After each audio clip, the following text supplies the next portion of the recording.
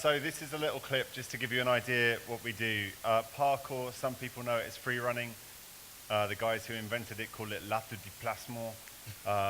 People know it as the guys that jump off of buildings, is normally the way that audiences in England connect with it.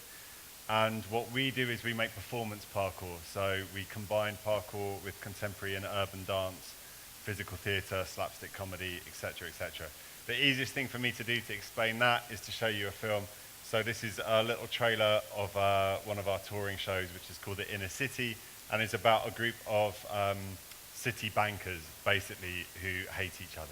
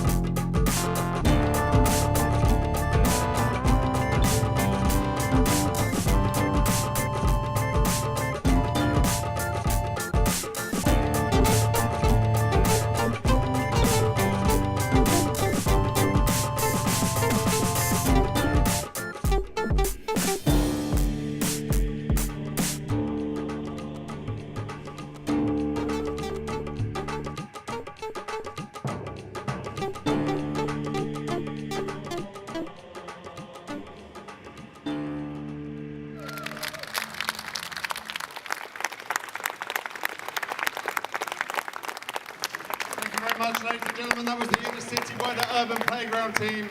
So I guess I never have ever conceived of myself as an athlete. I also never conceived of myself as a dancer, but at the moment I travel the world and perform fundamentally as a dancer. I trained as an actor, and I was a big voice, and I had dyed black hair down to my waist, so I could get the bad guy roles in everything. And that was quite happy, and I wanted to go and join the Royal Shakespeare Company. I didn't have any qualifications apart from a City and Guilds in motorcycle mechanics, but a very cool teacher let me onto his acting course because he thought I would waste my time if I went back to do an A-level in order to get onto his course, which is the way my life was heading. So I trained in the UK, and then up in Coventry, and then I came to Brighton, and then I went to Serbia for almost 2 years and worked with a company there, basically because I saw their work and fell in love with them and followed them around the UK while they were on tour until they gave me a job. I sold all my records to get to Serbia, and I took that job on the basis that I wouldn't be paid for the first 2 years.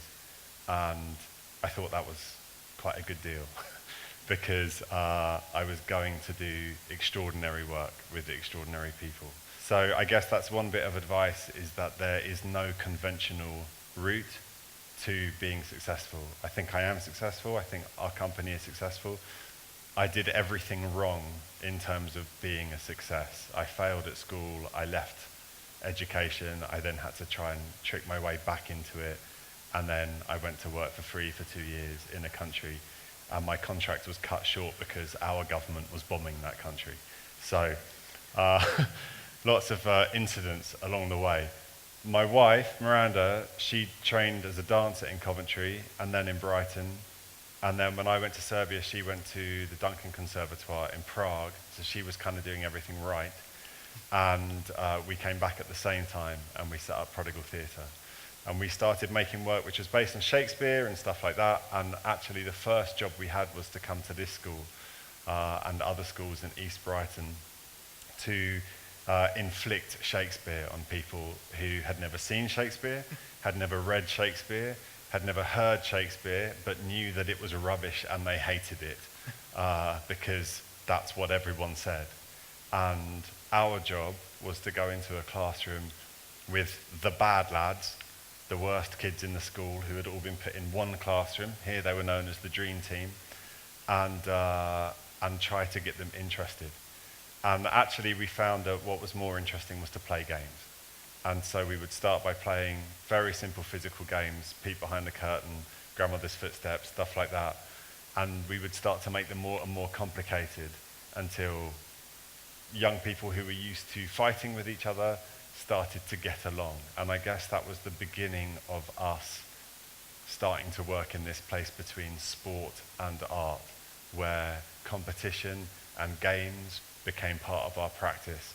It was still Shakespeare, but it wasn't anything like what people thought Shakespeare was going to be like, and so it started to work.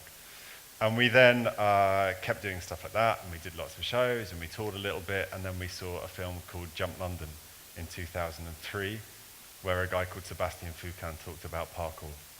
And at that time, we were running a theatre, and if you run a theatre, you can end up spending 48 hours at a time in a black room with no windows. So we were looking for something to do for us, some training, that meant that we had to go outside the house. And so we started to work with parkour, and we made a show. We got JP and some other dancers involved, and we made a little show. And two of the creators of parkour at that time were researching what had happened to it, as they kind of let go of it, and it went all over the world. And they saw an advert for our show and asked if they could come and see it. So Malik came over, saw the show, and we kind of clicked with each other. And the Urban Playground team really began then.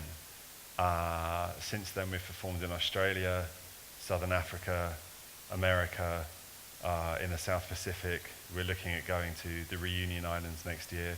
I met Darren when we were teaching in Srebrenica in Bosnia-Herzegovina. We've been all over Eastern Europe and the Balkans, into Western Europe. And also, something we never did before, we've been all over the UK, which is quite a fascinating country. If you take the time to go to the places that aren't on the tourist maps.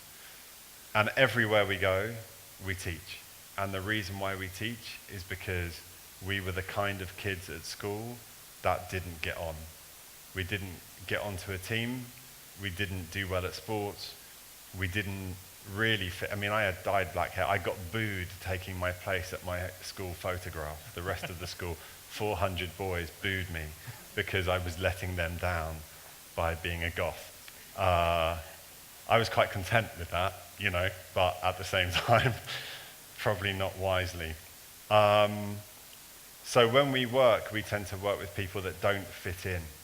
And I think that the thing which parkour and performance parkour celebrates, and I think good sport celebrates this anyway, but art certainly does, is that everybody's very different from each other. There is no attempt to be like someone else in what we do. And that would be the overriding piece of advice that I would give to anyone, young or old, is that you won't become happier by trying to be like someone else or by trying to please someone else. If I had done the things that would have pleased other people when I was a kid, I would be in the Royal Marines. So, yeah, I don't think they would have ever taken me with the hair. I'd also say to the young women here that you need to be in charge. And that can be quite a threatening thing for young men to hear. But I would also say to young men that the key to happiness in life is to find a woman boss. Really. Relieve yourself from the need to compete on that level. Find what you're excellent at and do that thing. Because the women that I have worked for and the women that I now work for all the time, they are much, much better at finding where people's strengths and weaknesses lie and putting teams together. Men tend to want to win and think that that is athletic or sporting or empowering, and actually enjoying yourself is much more important. If you can enjoy yourself and win, that's brilliant. My tweet, I think I used the wrong hashtag, but it said something like an athlete is somebody who takes everything that they're faced with as a challenge and kind of goes for it. Have you found it? We found it. Go and read it.